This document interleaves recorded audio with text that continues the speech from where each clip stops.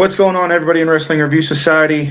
I'm here with the true world champion. This man is a husband, he's a father, he's a two-time NWA champion, and he has decided to give us a few moments of his time. Mr. Nick Aldis, everybody. Nick, how are you doing today? I'm doing good. Thank you for having me. I can't thank you enough for being here. Like I said, you are a two-time NWA world champion. You've been a champion just about everywhere you went. Just going to go and get started with the questions. For the people watching who don't know, when did you discover professional wrestling, and what was it that drew you towards it?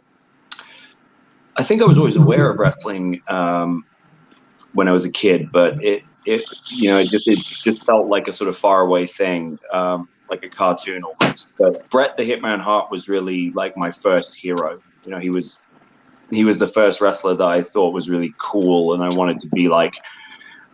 So I think it probably started there around sort of the mid '90s or like early to mid '90s when Bret was really the top guy, and then the dawn of the Attitude Era, like '97. You know, I still think '97 was arguably the best year in wrestling as far as content, and that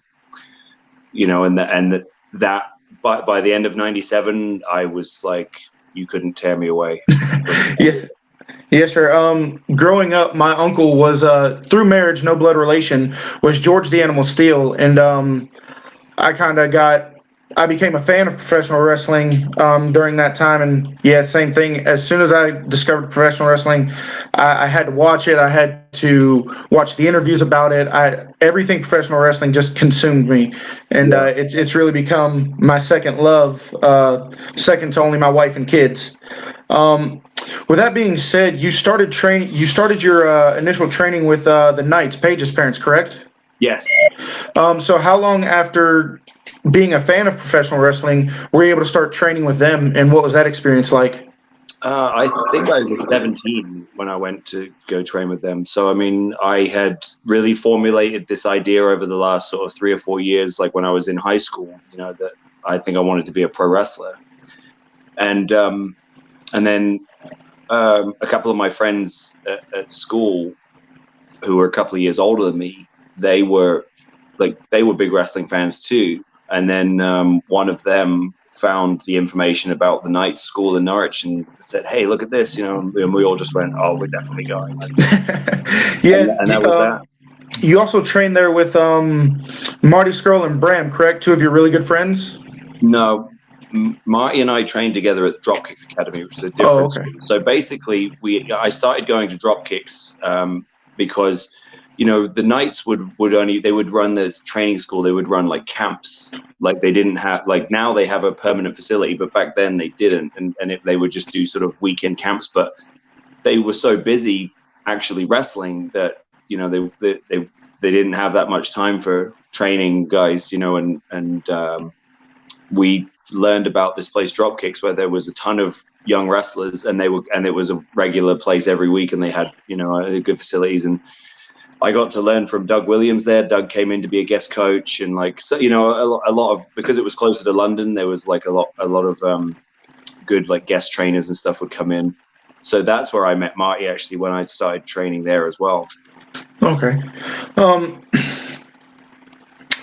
So you come over to the States, you start wrestling full time with other promotions, and through a series of events, you find yourself on December 19th, 2013, wrestling for the NWA Championship at a CZW event. I believe it was a Cage of Death. Wait, hold on. You got your date mixed up there. You said December the 19th, 2013. That might have been when I won the TNA World Championship. Yes. I'm sorry. I had the TNA World Championship down. I have the NWA World Championship December 9th, 2017. I apologize. What was that like, stepping into that match, competing for one of the, in my opinion and a lot of people's opinion who are watching right now, one of the best titles in professional wrestling? The fact that I, you know, was going into that, you know, to win the championship was obviously not lost on me as a student of the game and a historian. you know, it was a weird night because obviously we did it at CZW, which is about as far away from the image of the NWA as you could get, you know, particularly when it comes to the traditional stuff.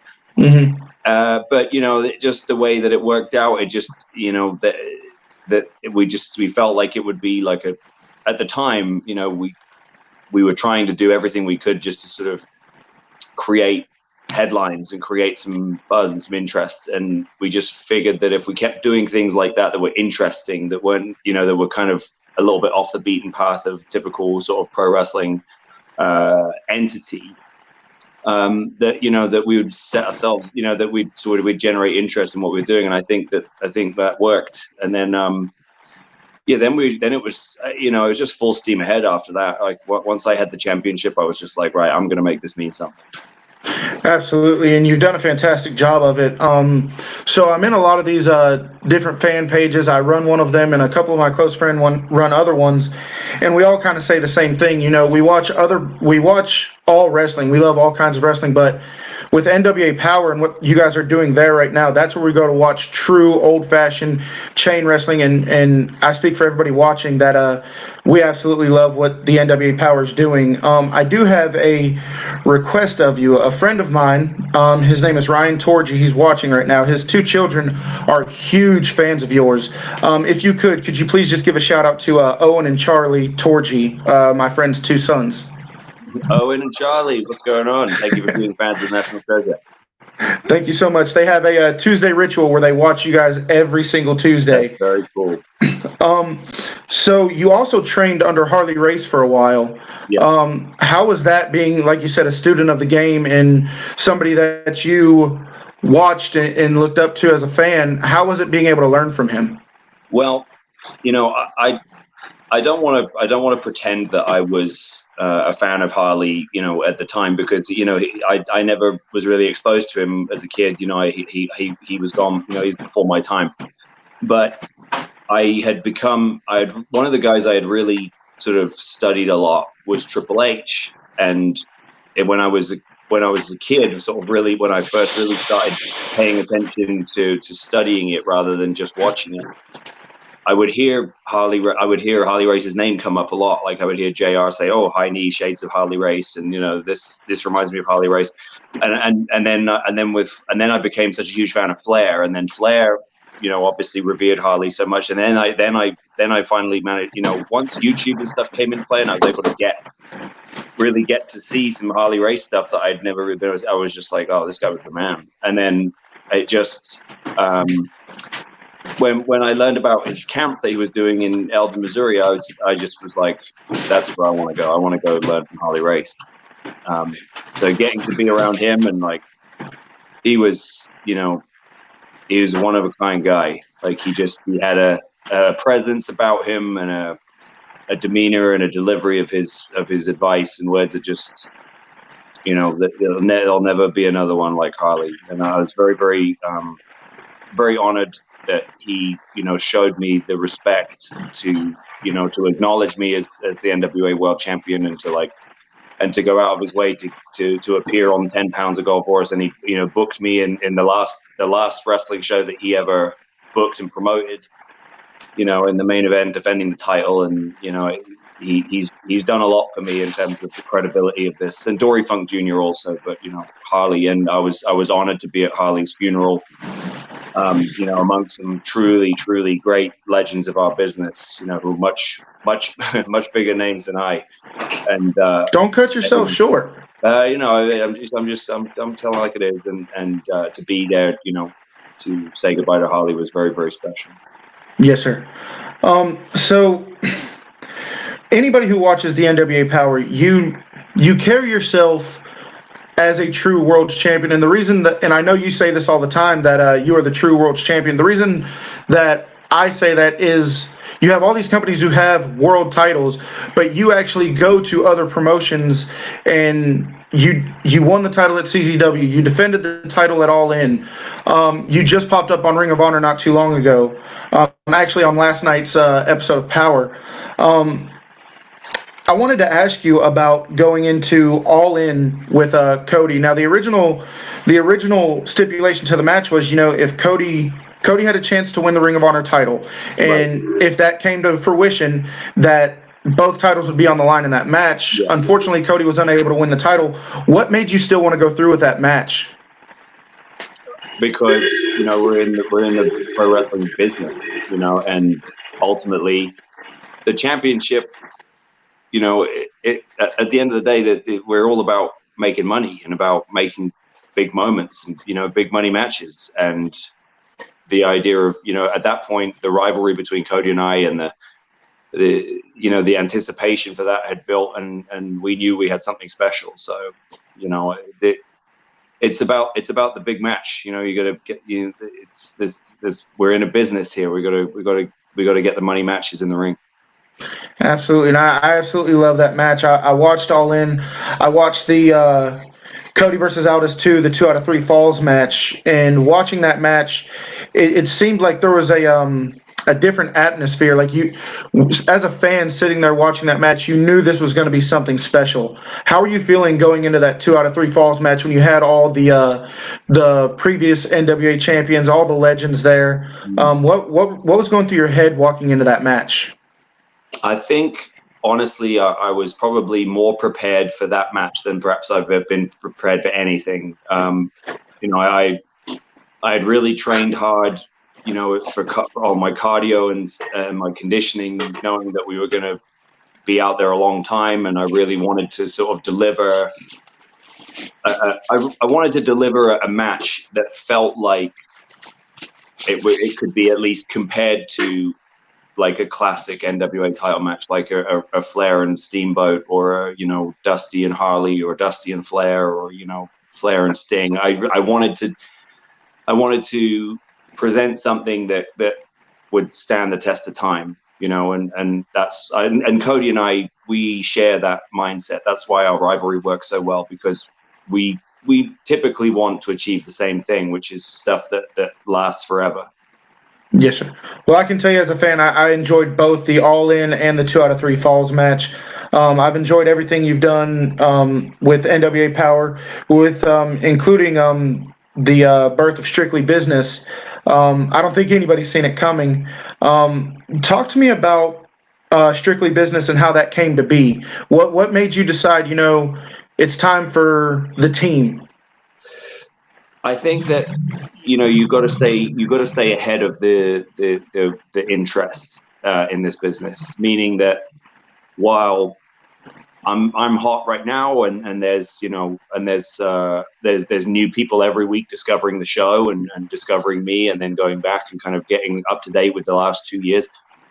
Ultimately, our core audience, you have to know when it's time to make a move to keep things interesting. Keep the fire burning, you know what I mean? And I felt like with Tim Storm being so beloved, people would really fall in love with this guy, and with good reason, and I knew that I had the respect of the audience as the champion, but I felt like there would be more emotion if I became the guy they love to hate. So that's, and the group, we have Camille already, and then Tom is legitimately my best friend. I've got just like Marty, we go so far back, and I've gone to bat for him many times, and he's had my back every time. So there's a realness to it, which is, hard to replicate. And then, Tom and Royce they've been great. I wrestled Royce in LA like last year, and I came away and said, that kid, keep an eye on him.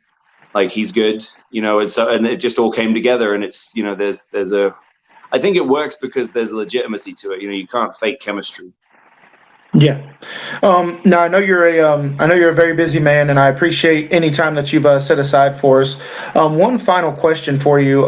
Like I said in the beginning, you are a husband, you are a father. With everything you have going on, how hard is it to balance everything? To have that home life, the professional life. How hard is it to find that right balance? It's absolutely hard. It's an ongoing thing. I try to get better at it every day. And the thing with this, it's not so much about being able to maintain what I'm doing. You know, it's about it's the hardest thing to me is finding time to explore new opportunities, explore new things. Because you can, you know, you have to work around your existing schedule, you know, as far as what I'm doing now in my career. But, you know, to have a good career, I believe you always have to be sort of looking for the next thing. And that's more difficult when you go, you know, because you just, you know, you have to, I mean, I wake up early and I stay up late, you know, I do. And it just comes down to, you got to make the time. Like, did it change your wrestling? Make time to train, and you make time to. I make time to read. I make time to study. I make time to work on my mind. And it's like you've got to. Like, you've got to keep working. Did it change your wrestling style at all now that you have a kid? Now that you're a father? No, I don't think so. I mean, I wasn't really. I had a pretty common sense approach to high risk stuff anyway, you know. And honestly, I think anytime you choose to do something high risk, like, you know, like a cage match or a ladder match, or, you know, it's up. You should always be making the decision based on, like, well, you know, is it going to be, is the reward worth the risk? You know, I mean, are you going to get paid more?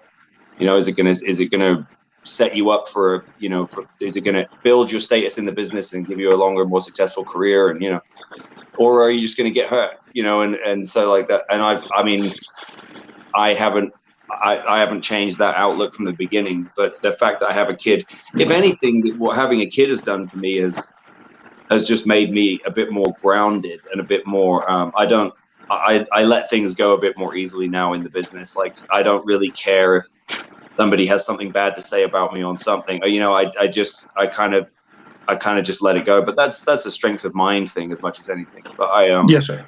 I think it's more about perspective. It's just kind of like, okay, this doesn't need your attention. Your son needs your attention. Yes, sir. Well, once again, everybody, Nick Aldis is with me live, the current reigning NWA World Champion. Nick, thank you so much for giving me 15 minutes of your time. Before you go, please allow everybody to know where they can find you, follow you, and all that good stuff. I'm on Twitter at Real Nick Aldis. That's the same handle for my Facebook fan page. And then on Instagram, I'm at Nick Aldis.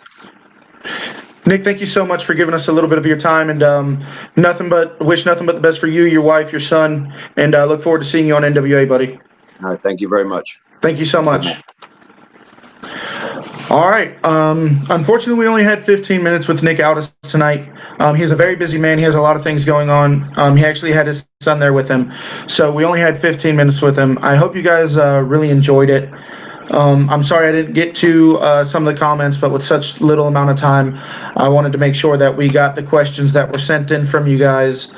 I hope you guys really enjoyed it. I had a blast. I got a few of my questions mixed up, but that's just me being a wrestling fan and getting a little flustered.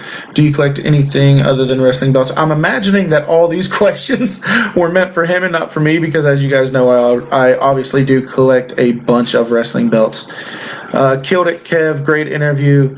Thank you guys so much, and thank you guys for watching. This is a short episode of the War Room tonight.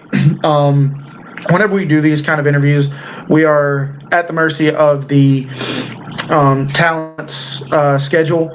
And like I said, he's the current NWA champion. He's a father. He's a husband. He has a lot of things going on. So I just thank him for the brief 15 minutes that he did set aside for us.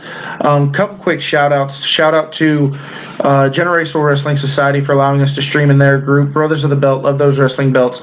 And you could always relive this interview on Wrestling Review Society on Facebook and on YouTube.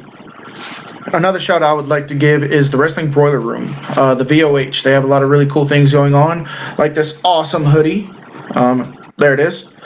Make sure you guys hit up Mr. Mike Matos if you want to get anything like that, any VOH merch. I think I might need to get a t-shirt from him because I live in Georgia, and this thing gets pretty hot sometimes. But I really do appreciate everything they have going on. Make sure you guys jump over there and check them out as well.